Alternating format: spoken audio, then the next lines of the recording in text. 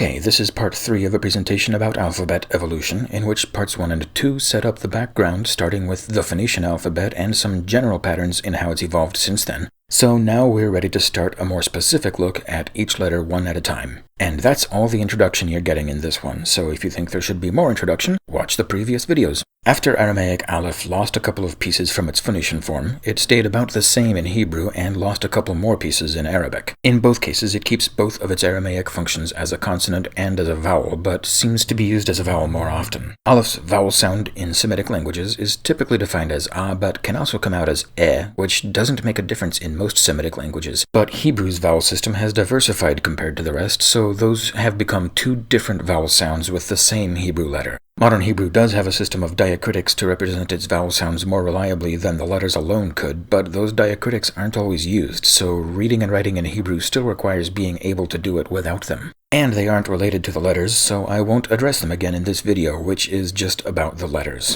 Greek alpha represented only the vowel sound a to the Greeks, and it's kept the same shape and sound in the Roman and Cyrillic alphabets too. The sound can be a or e in English, but that's just English, because English did strange things to its vowels a few hundred years ago. But the Cyrillic alphabet isn't done with this letter yet. Slavic vowel sounds come in two groups, iotated and non-iotated. Iotation is like adding a letter y before it in English, so in this case it would make it ya instead of just a. That can also have an effect on the consonant before it called palatalization, because there's a tendency to start moving the tongue toward the palatal position early in preparation for the start of the vowel, while the preceding consonant is still being pronounced. The letter for the iotated palatalizing form of this one originally looked like this. The same letter with just one more little mark added. Drawing this new letter ya this way meant lifting the pen and putting it back down, not just once but twice in the middle of the letter, and that didn't last long. Simplifying this corner reduced it from 2 pen breaks to 1, and then tilting that new middle stroke to tuck it into this nearby corner reduced it to 0. But the result doesn't really fit in very well with the general look of Greek or Cyrillic letters. It's too angular and jagged. So then it straightened up, rectangularized a bit, and rounded off a corner, all of which made it look more like these other letters in the Greek and Greek-derived alphabets, with all of them having a single vertical stroke and 1 or 2 half loops sticking out sideways from it. It also ends up in convergence with these other 2 in Cyrillic because all 3 of them come from triangular Greek letters and end up with rectangularized forms in Cyrillic. In Hebrew, Beth stays about the same shape with a bit of rectangularization. It's our first of several letters with a top stroke which was bowed down in Aramaic and gets straightened up in Hebrew. Its sound is also our first example of a sound shift in Hebrew consonants. It originally represented ba, but that sound became va after vowel sounds in the spoken language. For example, the name that most non-Hebrew speakers think of as Beelzebub uses this letter 3 times, but 2 of them are after vowel sounds, so if our idea of this name had kept up with how this letter actually works in Hebrew, we would say Beelzevov.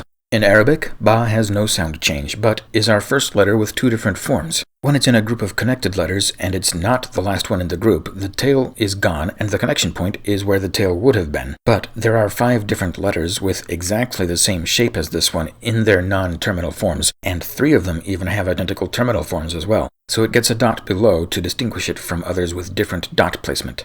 Meanwhile, in Greek, beta started out representing ba, but later shifted to va, like our letter V. The Romans got it before that shift happened, so it kept the same original sound there, but the Slavs got it after the sound shift, so in Cyrillic it represents va, just like in modern Greek. But unlike Greek, spoken Slavic languages also have ba, so they split the letter into 2, with the new one losing a bit near the top, so the incomplete letter ve became the new letter be. And the lack of any other changes here means that all 4 outcomes of this letter in Greek, Roman, and Cyrillic fall into the stick and loop convergence pattern. In Hebrew Gemel, as I mentioned in the second video for comparison with Greek lowercase gamma, the angle was sharp enough to pinch together at the top. And the sound has had the same kind of shift that Beth had, with the original plosive becoming a similar fricative after vowel sounds, so it can be either ga or ga depending on where it is. Its Arabic counterpart shows little change in this form, but replacing the tail with a connection point that's oriented straight left makes it rotate slightly farther. These shapes are both identical to another Arabic letter, so this letter gets a dot to keep it distinct from that one.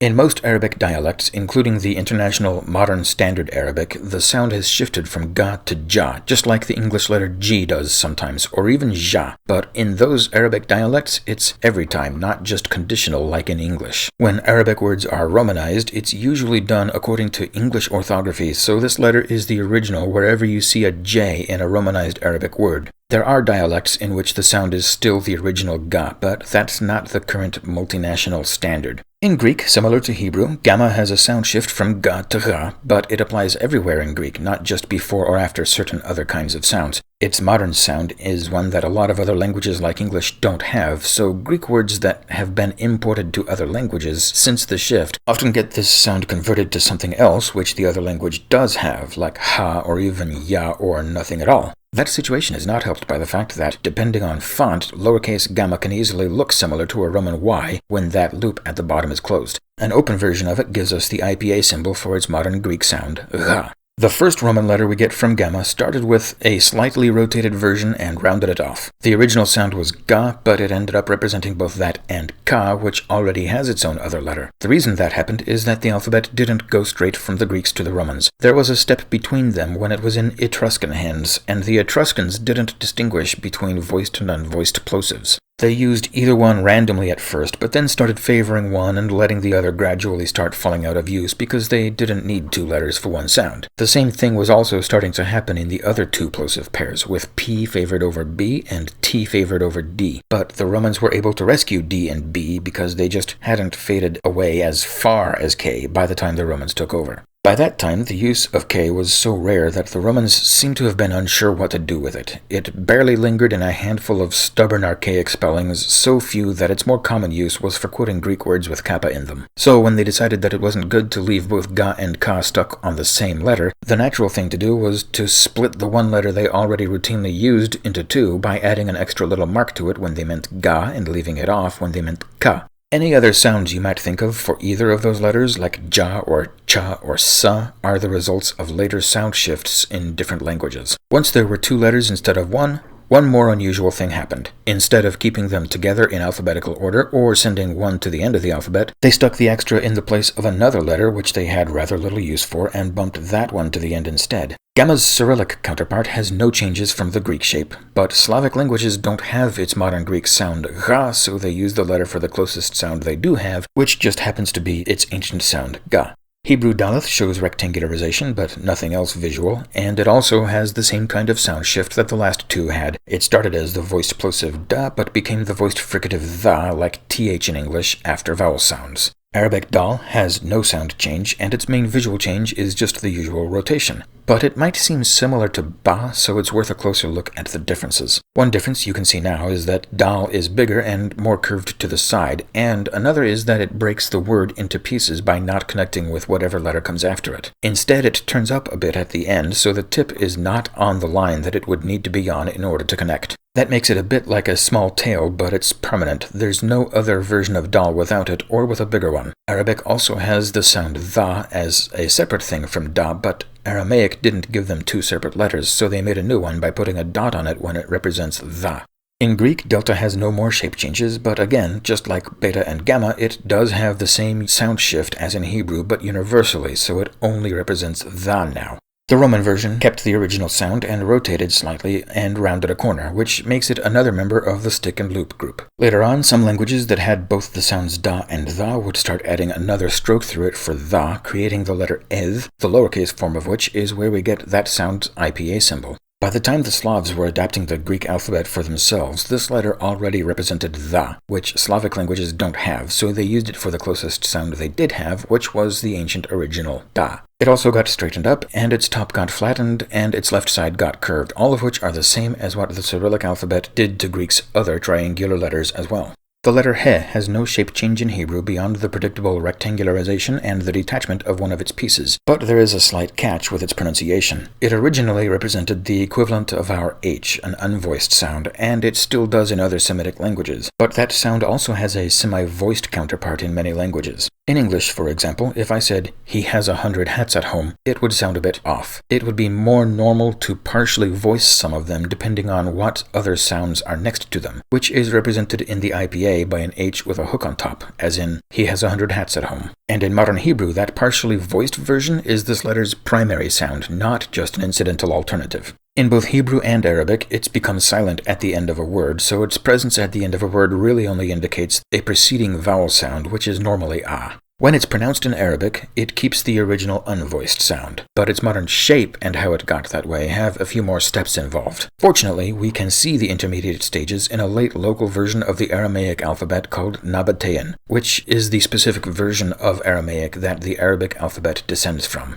It started out by getting skinnier. Then those two loose ends right next to each other at the bottom connected into a curve, which is an example of a pattern we'll see several more times. Whenever there's a loose end close to another part of the same letter in Arabic, it always connects and closes a loop. And then the remaining corners rounded off, so the whole letter was just one tight curve, which shrank because every time Arabic creates a loop, it makes it as small as it can. But we're not done with the Arabic letter ha yet. That's just the plain original standalone version, the one that isn't connected to any other letters. But this is Arabic, so we need to look at what happens when you try to connect this to something else. The problem for connecting after it is that it ends high, so if you want to connect to the next letter, you need to come back down to the line where all connections happen, creating a roller coaster loop right through the original loop, splitting it into two. The medial form also ends up with two loops in about the same way. And finally, in terminal form, you can just let it have a single loop and end high again like it was in the first place. But not all fonts keep things this way. In some fonts, the initial form opens up and the medial form's lower loop just shrinks into nothing but a corner. So in both cases, the original loop is gone, but the newer roller coaster loop is still there, and all four forms are back to only one loop apiece.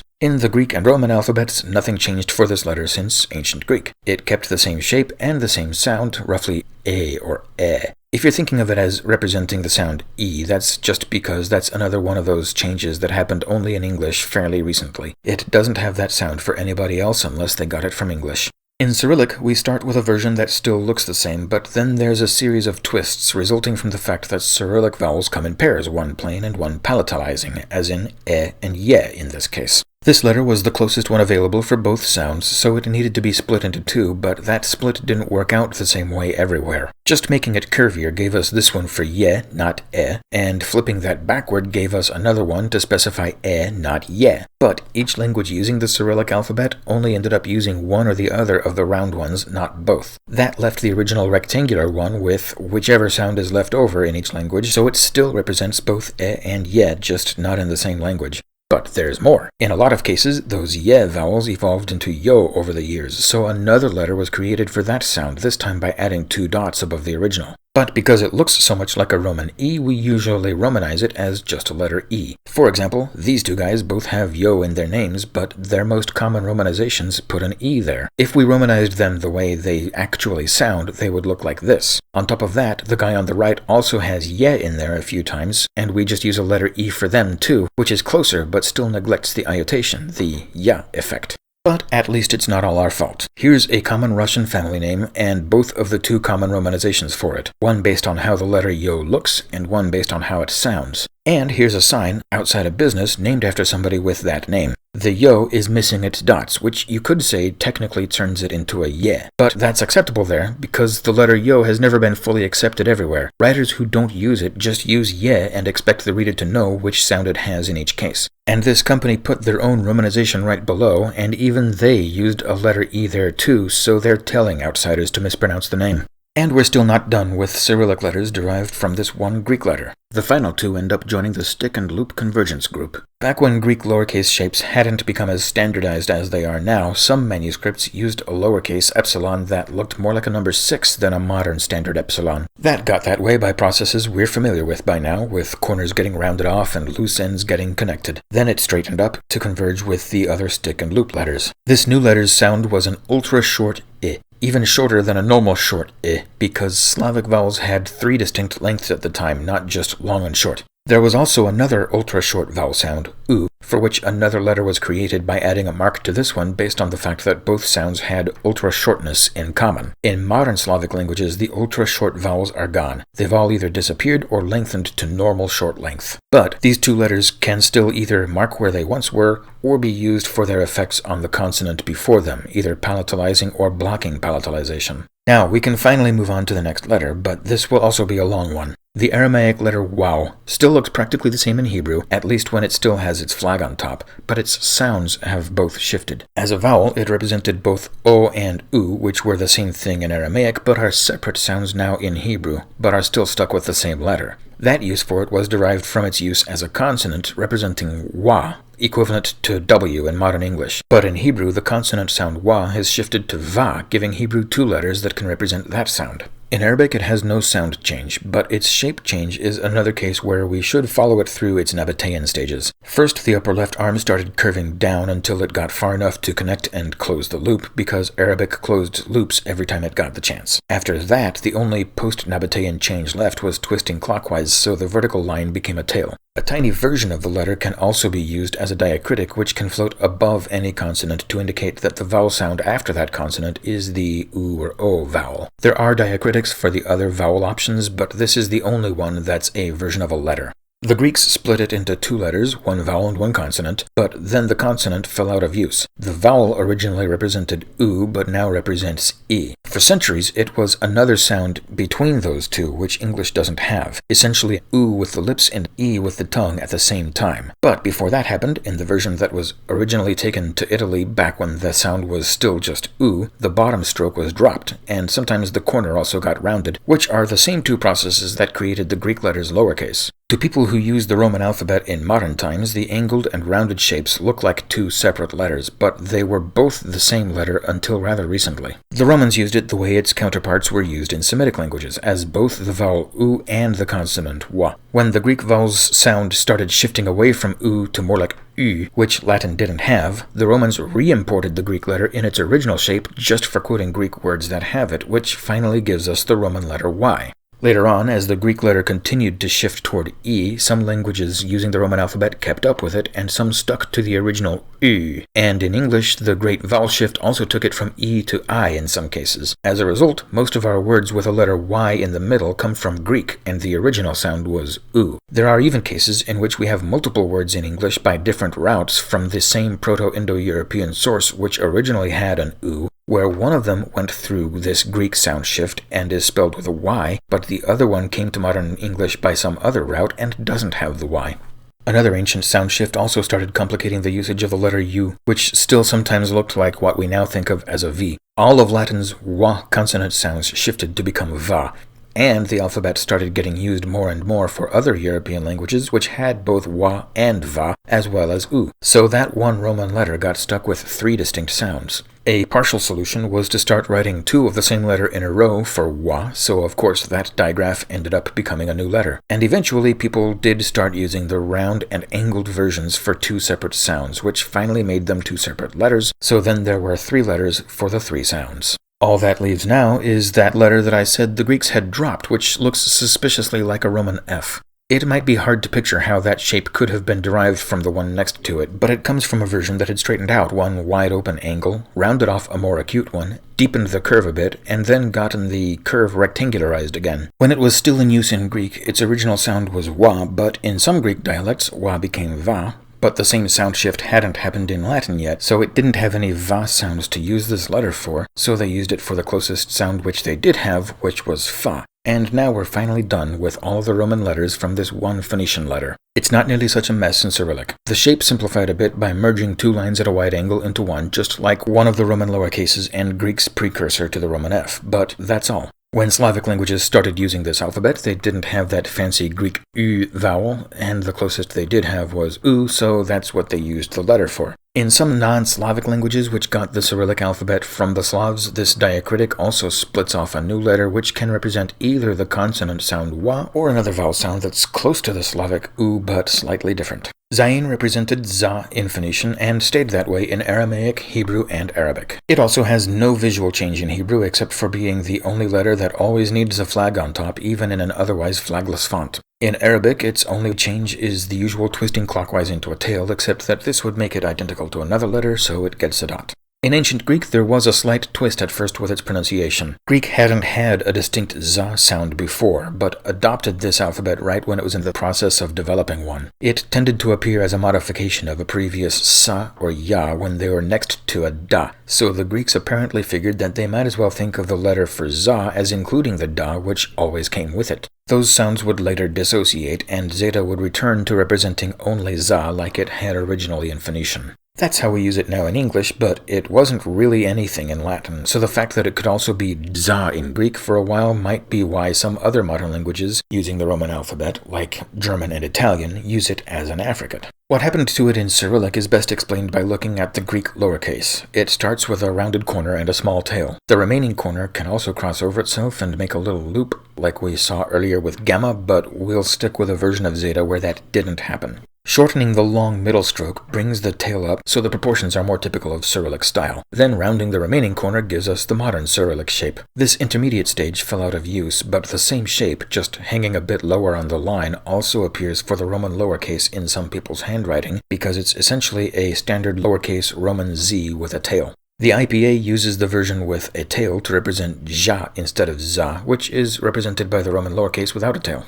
Chet, the emphatic H, originally represented an unvoiced fricative as low in the throat as possible, like ha, but most modern dialects of Hebrew have shifted it up to about cha or cha as part of a general loss of all pharyngeal sounds. It looks similar to Hebrew's non-emphatic H, so anybody reading Hebrew has to get used to remembering which one has the left side stroke connected and which one has it broken off. Outsiders also sometimes romanize the letter chet with a simple Roman H, so some romanized Hebrew words you've probably seen with just an H really should have the digraph KH or maybe even CH to show that it's another sound like ha there, not ha. Arabic ha would look identical to Jim if Jim didn't have a dot below, but it does, so ha is fine without one. However, Arabic has both that low in the throat fricative and a higher one, like ha, as two separate sounds in the same language, so the letter got a dot above when they meant the higher one, thus creating the letter ha. Greek eta, or heta as it could once be called, was both the long vowel e and the consonant ha for a while before the Greeks settled on just using it as a vowel. But by then the Romans had already gotten it from Greeks who used it as a consonant, so that's what it was to the Romans. The vowel then shifted from e to e by the time the Cyrillic alphabet developed, so that's what it is in Cyrillic, with a slight adjustment to the middle stroke that makes it possible to draw all at once without lifting the pen at all. Its modern Greek and Cyrillic sound is the same sound that upsilon also shifted to, and it's also what iota already represented all along, so there are 3 letters for that one sound in modern Greek. And this one also, like the last Cyrillic vowel I illustrated, can have the same diacritic added to it to create a new letter that can either be put after another vowel to extend or diphthongize that vowel or act as the consonant ya if it's not after a vowel. The Hebrew letter teth was originally a pharyngealized ta, but when Hebrew lost its pharyngeal sounds, it became a plain ta. In Arabic, that loose end pointing back down and in from the upper right corner descends to connect and close a loop, which is part of Arabic's general loop closing pattern. It retained the original emphatic T pronunciation, but the language also had an emphatic version of the kind of sound we spell th in English. So this letter got split into 2 by adding a dot to cover that sound, which has evolved into a couple of other sounds since then in some dialects, as I described in the second video. The shape, including both the dotted and dotless letters, is the only one in Arabic that can connect to another letter after it, but never grows a tail even when it has no other letter after it to connect to. And I don't know why. Maybe they just thought a tail would look strange right next to that tall upright piece it has. The Greeks used theta for their aspirated plosive ta, which would later shift to the fricative tha, thus changing the letter's name to theta. Because of the lack of a single Roman letter for that sound, the IPA uses the lowercase theta for it. The Germanic languages had the sound tha, so their runic alphabets kept a version of theta for it, and when they adopted the Roman alphabet later on and found that it had no such letter, they transferred this rune into their versions of the Roman alphabet. Then it rounded off the corner and thus converged to become a member of the stick and loop group. But it was only ever adopted in a few languages, and some of those have dropped it, which leaves theta with no descendants in most modern versions of the Roman alphabet. It did briefly have a Cyrillic descendant, representing fa, the same sound as a Roman f, because that was the closest sound to tha in Slavic languages, but that soon fell out of use because it was redundant with another Cyrillic letter. Yod has practically no change in Hebrew other than a slight rotation to convergently align itself the same way some other Hebrew letters are aligned. It was both the consonant Ya and the vowel I in Aramaic, and it still is both in Hebrew. As a consonant, based on German spelling, it often gets romanized with the letter J, which originally represented Ya but now represents Ja in English, so now English speakers routinely mispronounce various Hebrew names by replacing Ya with Ja. It also keeps the same sounds in Arabic, where its shape is another simple case of Arabic rotation, at least when it connects to another letter after it, but that makes it the same shape as some others, so it gets dots. But when it doesn't connect to another letter after it, it does something else. In Nabatean, it starts off small and high like this, of course, and the downward line that's drawn last lengthens, which is normal. That's how letters grow tails. But there's also this odd extra bit at the beginning. There are a few known possible explanations based on what's happened with other letters in various alphabets. It could be a case of convergence with other letters that have a top piece that dips down in the middle in Aramaic, like Beth, Daleth, Kaf, Nun, Schad, and Resh. It could also be to avoid too much convergence with otherwise similar letters that don't dip down anymore in the later Nabatean stage, like Zayin, Resh, and especially Waw, especially after a bit of rotation straightened it up. It could also be an example of a known general preference for downstrokes over upstrokes because of the mechanics of using the pens they had. And once it's there, it does point to the right where the previous letter would be, so it could be another example of the beginning of a letter being pulled toward the previous letter, like a tail in the opposite of the usual direction. In any case, once that hook on top was established, the rest of the process was the usual routine for Arabic: more rotation and twisting, dots, and getting connected to the letter before it whenever that's possible. These big curves leading both into and out from the letter tend to obscure the original shape consisting of just two short lines at an angle, but it is still in there. Also, because this shape is unique, it would be recognizable without the dots, so there are dotless versions of it too. In some other languages that use the Arabic alphabet, the dotless version keeps the original sound E, but in Arabic it indicates A instead, although it's only used in a few countries. In Greek, nothing changed. In Latin, its only visual change is that its lowercase sprouted a dot, which is a way of compensating for a crazy style of writing that was mysteriously popular hundreds of years ago. As many letters as possible were depicted as groups of vertical strokes, as if people were deliberately trying to make it all look the same and impossible to distinguish. Technically, there were supposed to be connections at the top or bottom to distinguish the letters by, but those didn't really help much, so some people started using the Arabic solution for this kind of thing, adding a dot. That not only made it clear which letter this was, but also broke up the rest into smaller groups, which narrowed down the choices for what those letters could be. Eventually, this crazy nonsense went back out of style and the dot wasn't needed anymore, but by then it was thought of as part of the letter, just like in Arabic, so it stuck. In most languages using the Roman alphabet, the sound remained E or I as a vowel, but it was also a consonant, Ya, just like the unrelated letter Y in modern English. Coincidentally, there was also another version of the letter which ended with a flare from a wrist twist, like I mentioned in the second video with the dominant curves in 6 Hebrew letters. At first, the fancy version was only used for style, not to distinguish between its two phonetic uses. But it eventually got drafted for that anyway and became a new letter for the consonant sound Ya, although it has shifted to other sounds in some languages since then. The lowercase's dot was already there first, so the new letter inherited the dot. In Cyrillic, it's no different from its original Roman counterpart. That gives the Cyrillic alphabet 2 letters for the same sound, but most languages have ended up using only one or the other, not both.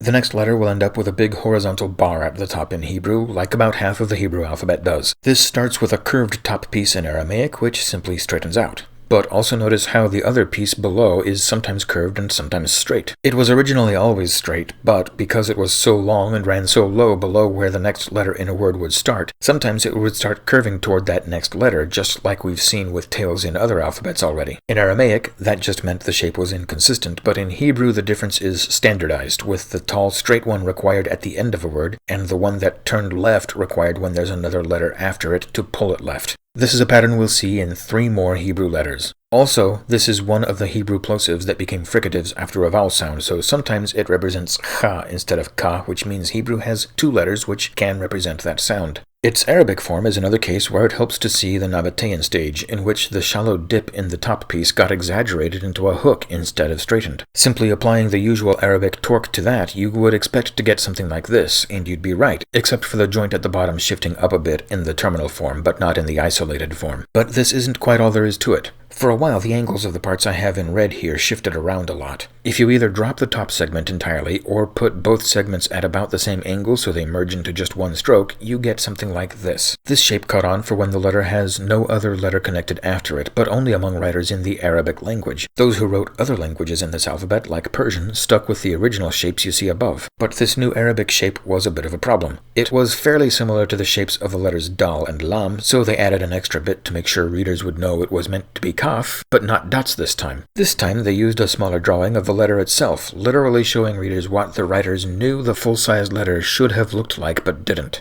On the Greek side of the family, this letter split into 2 letters, but after that they have almost no change in appearance. In Greek, the original remained Ka, and it stayed that way in the Roman and Cyrillic alphabets too. The other form represented the aspirated counterpart Ka to most Greeks, but sometimes the sequence Ksa to some of them, which the Romans kept. Then the Greeks ended up all agreeing to use it for Ka, which later shifted to Kha, which the Slavs kept. The next one has no change in sound in any of these languages. It also has no change in appearance in Hebrew except for the upper left piece getting shorter and the lower right piece growing much bigger and curving farther left as a tail. Its Arabic form might look as if it had flipped backward from one of its Aramaic shapes, but in Nabatean, we can see it start from the other one and then start shrinking that wide swing out to the right while still pointing left at the end, as if the usual clockwise rotation happened to only the bottom half of this letter instead of the whole letter. In some fonts, the letter Lam can look very similar to Aleph, but Lam always has either a tail or a connection to the next letter, and Aleph never does, which can sometimes be the only way to distinguish between them. For example, here's the very common Arabic prefix Al in a font in which they have slightly different shapes. But here's the same prefix in another font which renders them both as simple vertical bars. But even this style still follows the universal rule that Aleph does not connect to the next letter, and Lam does. When they appear in the opposite order, here's what each one would look like if they were separated by something else between them, so you'd expect them to look like this when they're consecutive. But apparently Arabic writers thought that this was too rectangular for their style, so they just had to contort it like this. Or this when they're connected to something else before them. This has no effect on pronunciation and is the only sequence of letters in Arabic that isn't just a matter of putting one letter after the other. Greek had 2 general types of lambda for a while. One went to Rome, and the other took over as the only one left in Greek-speaking territory. But that leaves the question of where this second one even came from. It looks as if it might have turned upside down because the angle is at the top instead of the bottom, but that just isn't something we ever see letters do in these alphabets. And, just like with alpha, we don't see partially rotated intermediate stages. What we do see in some Phoenician sources is this form in which the lower right section moved up pretty high, straightened up, and grew to about the same size as the upper left section. From there you can picture either of the 2 ancient Greek shapes coming out equally easily by losing either the blue part or the red part. And, unlike flipping upside down, losing unnecessary parts is a transformation that we know did happen to various letters in these alphabets back then. Unfortunately, this is really just the most apparently likely inference because other intermediate examples to prove or disprove it are in pretty short supply because whatever happened so long ago. In Cyrillic, it gets distorted from triangular to roughly rectangular with a straight top and right side, and its only curve on the left side, which makes it the final one to converge into that rectangularization pattern in Cyrillic letters from triangular Greek origins.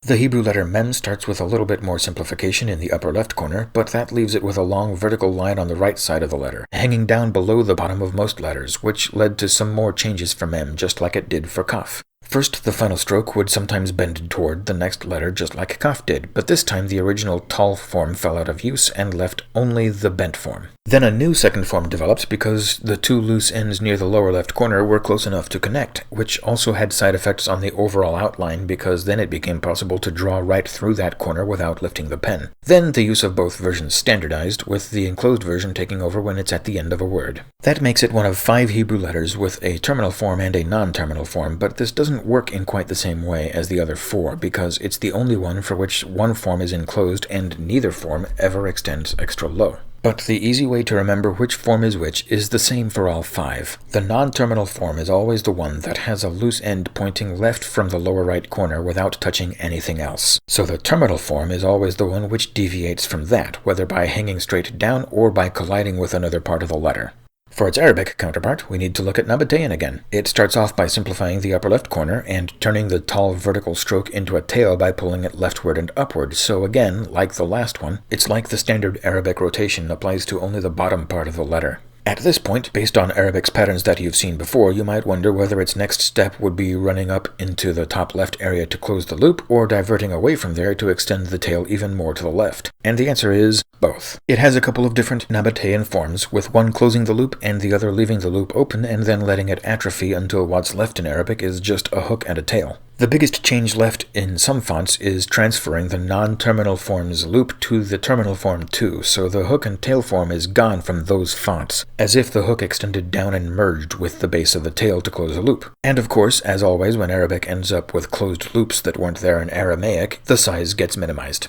And nothing happens here in the Roman and Cyrillic alphabets. The Hebrew letter Nun is mostly pretty simple too, with most of the changes being familiar by now. Nobody changes the sound at all. Its Hebrew form starts off tall but turns to the left when there's another letter to its left, just like a few other Hebrew letters do. Aramaic's big vertical or close to vertical line swings around into an Arabic tail. Taking the tail away leaves so little behind that it would be identical to some other letters, so it gets a dot, and nothing changes at all in the Roman alphabet. But some versions of the Roman alphabet also have this thing, a diacritic called a tilde. It looks like a small curvy letter N, and Spanish and Portuguese use it on letters that would have once had an N after them a few centuries ago. And in Portuguese and the IPA, it represents nasalization of a vowel, which is like halfway adding the sound of a letter N along with the vowel. So it would be easy to think the symbol was derived from the letter N, but it was not. It had other uses for ages before it got narrowed down to how it's used now. In Greek, it was used on vowels to mark a rising and falling tone. In medieval Latin or other medieval languages using the Roman alphabet, it indicated abbreviations in general, not just the ones where the only omitted letter was N. As you can see scattered all over these samples I originally showed while talking about the separation of capital and lowercase in the second video, it could appear over almost any letter and represent the omission of almost any letter or group of letters, at least as long as what was omitted was predictable from context. In this usage, it didn't even always resemble the letter N anyway. Its curvature varied all the way down to none, so it could appear as a straight horizontal stroke, in which form it's still used for Latin abbreviations in medical writing today. The fact that its usage in this curvy form dwindled to just abbreviations involving the letter N might, at most, have been influenced by the resemblance to the letter, but that's not the same thing as being derived from the letter, so I can't leave it in the box. In Cyrillic, the middle line shifts a bit, making it look like another letter in the Greek and Roman alphabets, for which the actual Cyrillic counterpart looks like a backward N, almost as if these two symbols had somehow traded places in Cyrillic. Instead of trading places, what they actually have in common is that their middle pieces rotated about an eighth of a turn counterclockwise, which means they could have been influencing each other in the process. Keep in mind that, with the kinds of pen people had to write with back then, people would often draw the Greek nu as 3 separate downward strokes, avoiding steep upward strokes. And if you're already doing that anyway, then this Cyrillic shape change doesn't increase the number of times you need to pick up the pen. That stays the same.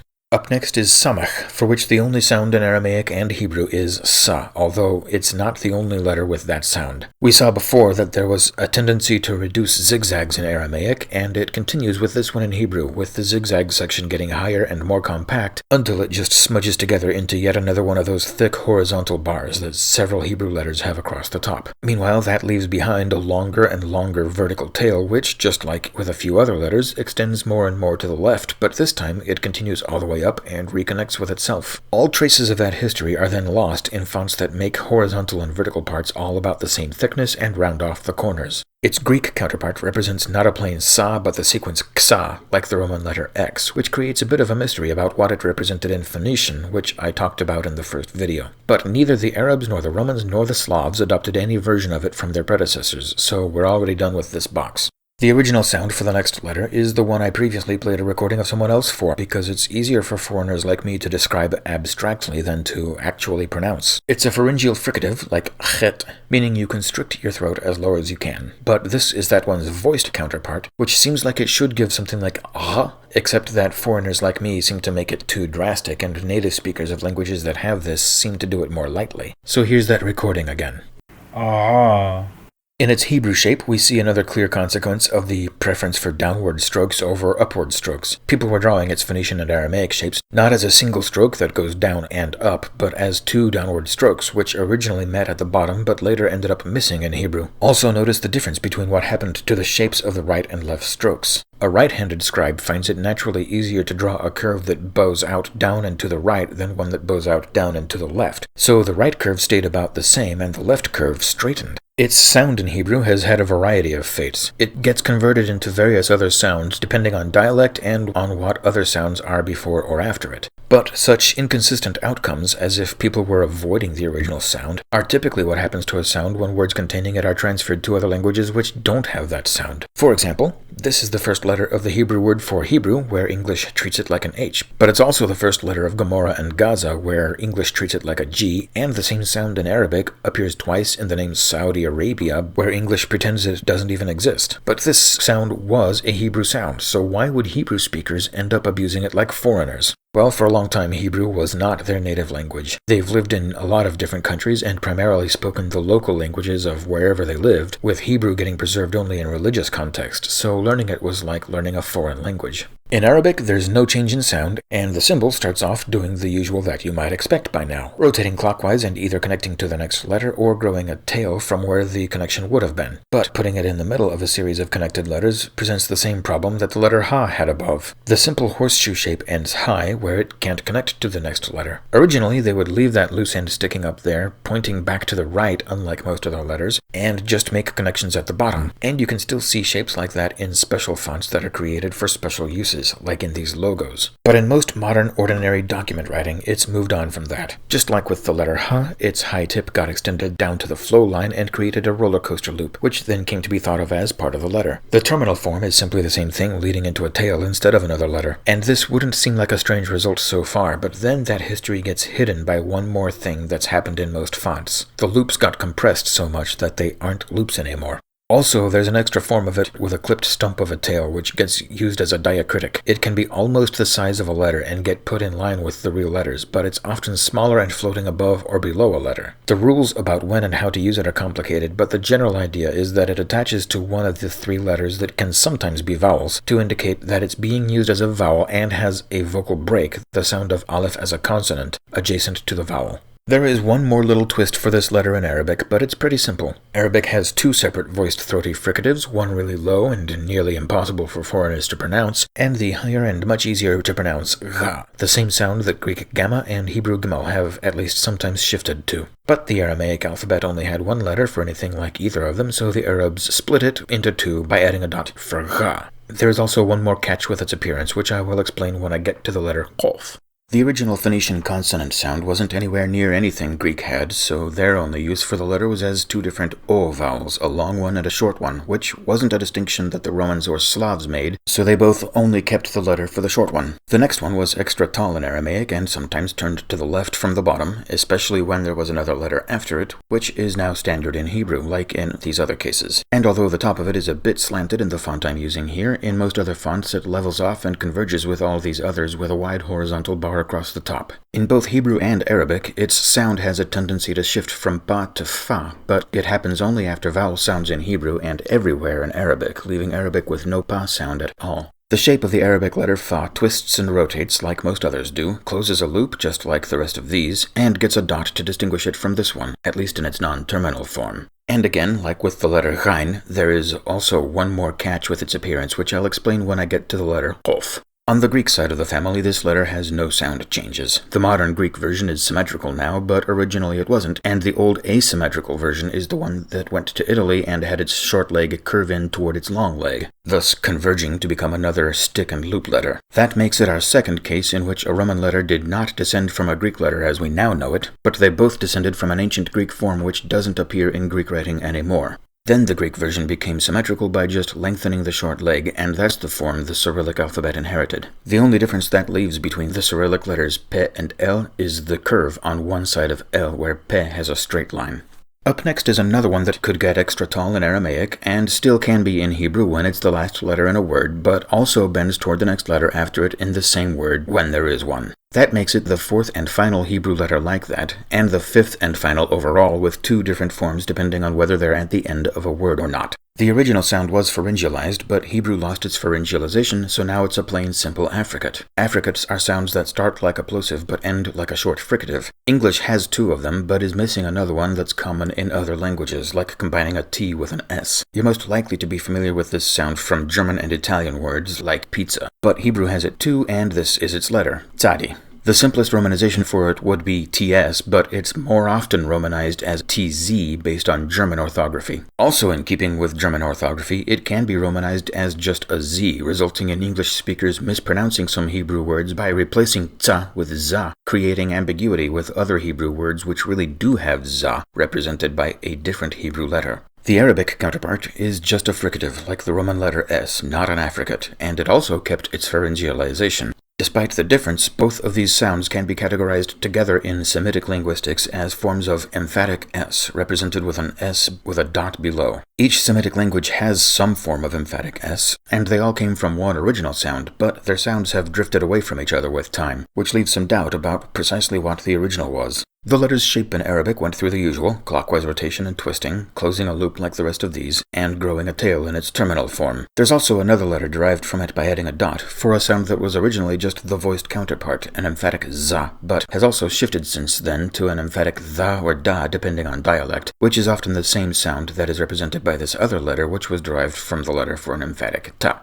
The only ancient Greek letter that's definitely related, san, was redundant with sigma, so it hasn't been used since ancient times and has no Roman or Cyrillic descendants. The letter psi is still used in Greek, but might not necessarily be related. There are a few different boxes we could put it in, so I just picked the one that had enough room to fit it easily. It has no descendants in the Roman and Cyrillic alphabets either, because it represents psa, the sequence pa, followed by sa, which is just pointless. But we're not done with this box yet, because something else really odd happened involving a whole other really odd alphabet, which isn't related to any of these alphabets. The Glagolitic alphabet didn't even evolve at all. It was made up for Slavic languages by just a couple of guys, so they were free to do things to it that wouldn't happen in a naturally evolving alphabet, like mixing letters from more than one source alphabet, inventing entirely new letters with no precursors in any prior alphabet, and making the shapes extra complicated and hard to draw for no apparent reason. Weirder yet, one of its inventors was that Cyril guy whom the Cyrillic alphabet was named after, even though he had nothing to do with that one, unless you count driving people to want to use it instead of his because his was so awful. But Glagolitic did last long enough for the Cyrillic alphabet to end up incorporating versions of two letters which Glagolitic had taken from Hebrew, because by that time Slavic writers had gotten used to the Glagolitic idea of importing letters from some other alphabet.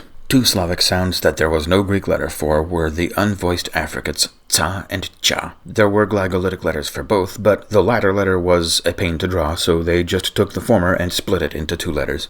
Up next we have qof, which started out representing a sound that we usually romanize with either a K with an emphatic or pharyngeal marker or just a Q. But in Hebrew it lost its emphaticness and shifted up out of the throat into a plain ordinary ka, identical to the original sound of the letter kaf, except that this one always represents that sound now. It never becomes cha like kaf did after vowel sounds. Its Arabic counterpart, as usual, twisted clockwise and sometimes grew a tail, and it's also our last member of this group, which all closed a loop whenever a loose end got close enough to another part of the same letter. The dots are to distinguish it from fa in non-terminal form, and even from wa in terminal form. They're both usually easy to distinguish from this other pair of letters in this red box in most fonts, but not always. In most fonts, qof and fa are the ones with loops, and they stand up above the line in their non-terminal forms. But there are some fonts in which their medial forms shift down to the line and become roller coaster loops, and in some of those fonts, the red ones also retain their older looped forms, giving us a pile of different letters that look very similar in their medial forms. The ones with two dots or no dots can still be identified just by that, but that still leaves two with one dot apiece, fa and ghain, shown here in blue and red. And then the only way left to distinguish those from each other is that fa's loop is more truly round. The ones in red have a wider, flatter top, like they've just begun to squish down toward their more common compressed forms.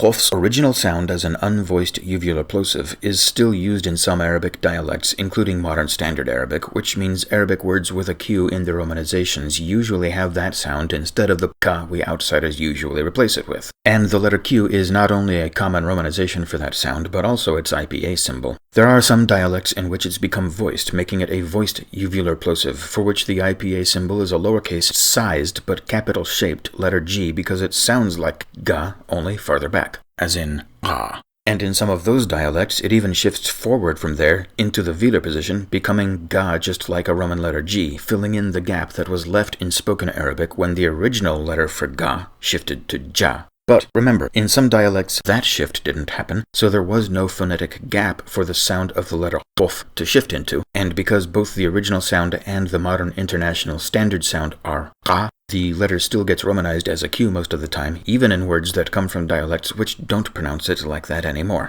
For example, here's the name of a country and the airline it owns and operates, which is written in both Roman and Arabic alphabets on its planes. In the Arabic one, the first 2 letters and the last 2 letters are a prefix and a suffix, not part of the root word, so they don't contain the letter I'm talking about. The middle is the part that's really the subject here. Q, emphatic T, R. And they mostly just let outsiders get away with treating an emphatic T the same as a plain T. In that country, the letter they're romanizing as a Q is pronounced more like ga, but they stick with the Q anyway just because that's how everybody else romanizes it. But that's not always how this issue is handled. Here's an example from another region with a coincidentally similar non-standard sound for the same letter. Back when this guy was in the news, foreigners couldn't make up our minds whether to use the standard romanization with a Q or convert that to a K because of how we pronounce it, or switch to a G to reflect his own pronunciation of it, although we seem to have mostly settled on the G since then. Finally, here's one more example, in one more font, in which it's been mixed up with another letter that can also sometimes equate with a Roman G. The blue letter here started out representing ga long ago and has shifted away from that in some dialects, and the one in red shifted into it in some of the same dialects. The simplest and most standard romanization method uses the letter G for neither of them, but a Q and a J. But this common romanization for this man's name looks like whoever came up with it had heard that both letters could equate to a Roman G, but didn't consider when they do and when they don't. Depending on dialect, it can be correct to read one or the other of them as ga and romanize it with a letter G, but not both.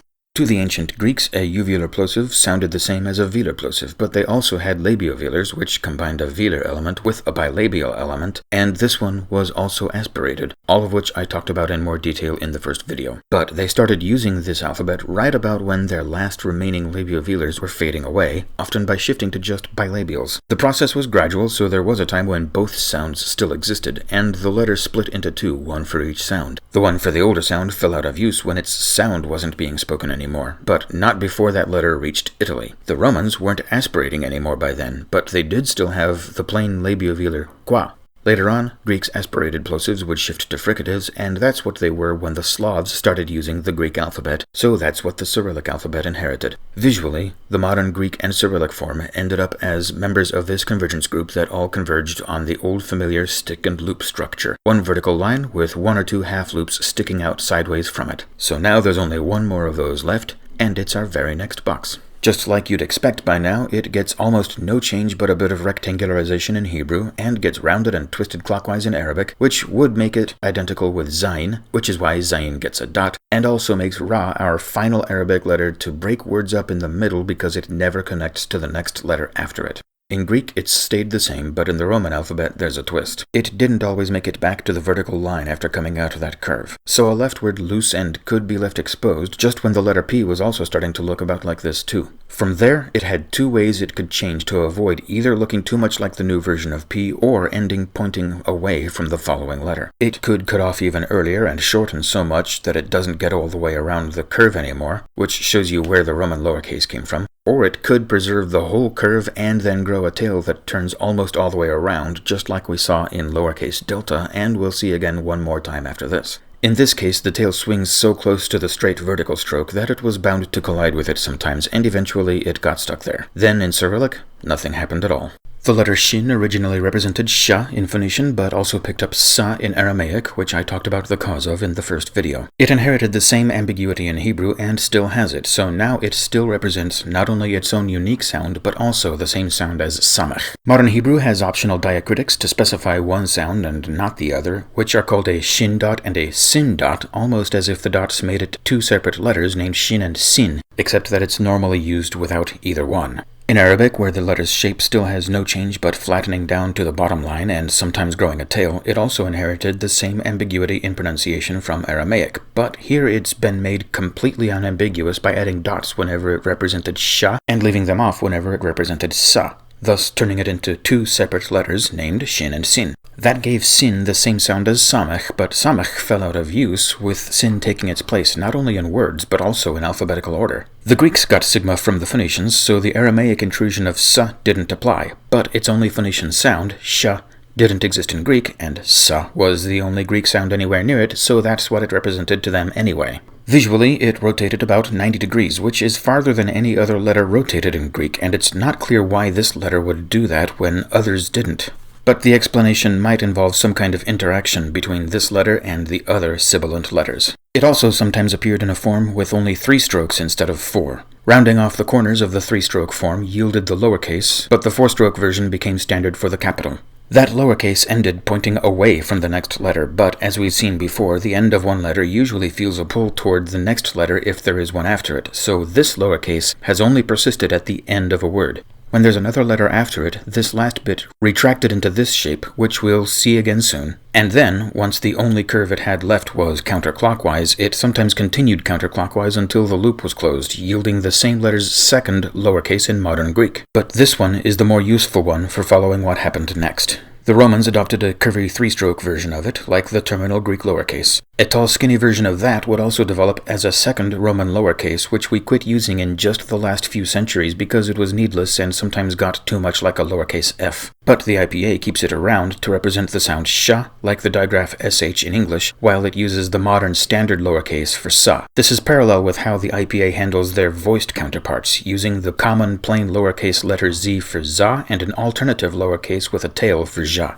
Back in the Greek alphabet, this version I mentioned before with the retracted tail became popular in Greek writing areas outside Greece to the east, when the roles of capital and lowercase weren't solidified yet, so it ended up as both, at least in those areas, which are where the Greek alphabet ended up as the Cyrillic alphabet. The Slavic languages also had the sound sh, which there was no Greek letter for, so that brings us back to the Glagolitic alphabet, this time for a letter based on the originally Hebrew letter shin. Then for the voiced counterpart ja, the original horizontal line shifted up to the middle, dividing the letter into upper and lower mirror images, and then it converged with the letter ka and became more distinct from the letter n by cinching in the middle. Then the letter j was put next to the letter z in alphabetical order just because they sound similar. And now the final letter.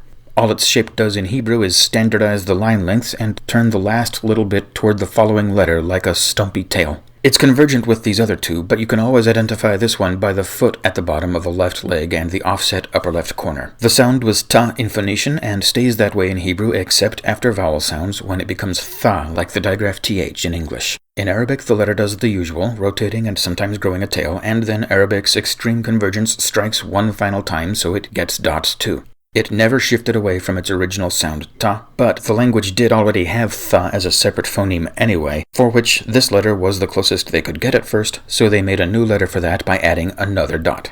And nothing really happened in the Roman and Cyrillic alphabets for this one, so now we've finished going through the whole alphabet, because this is the end of the original alphabetical order, and any later letters in modern alphabets were relocated from somewhere earlier in the alphabet. But we're not quite done yet, because the Arabic and Cyrillic alphabets also now include letters made from more than one original letter apiece, called ligatures. We already saw the letter W, which is a bit like this, except that originated as two of the same letter. We also already saw the ligature of the Arabic letters Lam and Aleph, but that kept the same original sound sequence, as if the letters were still written separately. Now we'll look at something else, combinations of two different letters that got combined for the purpose of representing something different about their sounds. First, we have an Arabic letter that I originally mentioned in the second video while talking about Arabic dots. A letter ha with two dots from ta becomes a new letter for words in which either of those two sounds might go in the same spot depending on circumstances, allowing the same letter to be written every time regardless of which of those two sounds would be pronounced. In Cyrillic, these two got connected with a short line to represent the palatalizing counterpart of u. You might wonder why they used an o vowel for that instead of the u vowel, but because of the sound shift in Greek upsilon, there was no available letter that consistently represented u. By this time, there were 4 different sounds that could potentially be associated with that letter in either Greek or Slavic languages.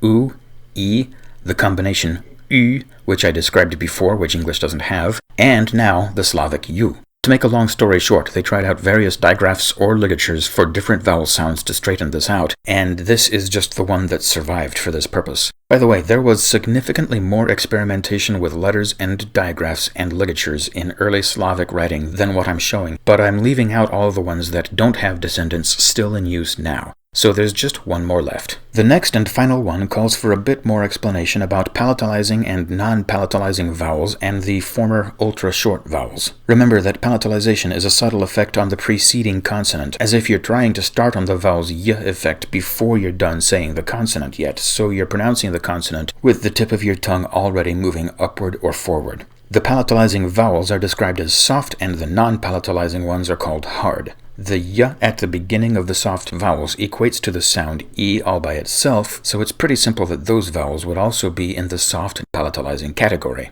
And the ultra-short vowels are also in the same categories as their longer counterparts. Today, the ultra-short vowels don't exist anymore, and sometimes the letters only show where those sounds were in the past, but they can still dictate whether the preceding consonant is palatalized or not, even without carrying any separate sound themselves. Meaning they work like overgrown diacritics, so now they're called the hard sign and the soft sign. If they get between a consonant and a vowel, they can cancel out the effect that the vowel would otherwise have on the consonant, which includes creating a hard version of E, which fails to palatalize the preceding consonant despite being the kind of sound that usually would. A useful analogy for English speakers would be the sequence UI or UE in words like guilt, guide, guess, and guillotine, where the U does nothing but separate the G from the E or I, so the E or I is blocked from affecting the sound of the G. But there's another twist in Cyrillic. Everybody reading this alphabet would know that there's obviously no point in putting the soft sign in front of the ultimate soft vowel, so anything like that at all before that vowel must be meant to be the hard sign no matter how badly it had been drawn. So the bar on top that visually distinguishes between the hard and soft signs was not really needed, and atrophied out of existence. That left a combination of three different things: the visual appearance of the soft sign, the phonetic meaning of the hard sign, and an otherwise soft vowel, which all add up to create that vowel's hard counterpart.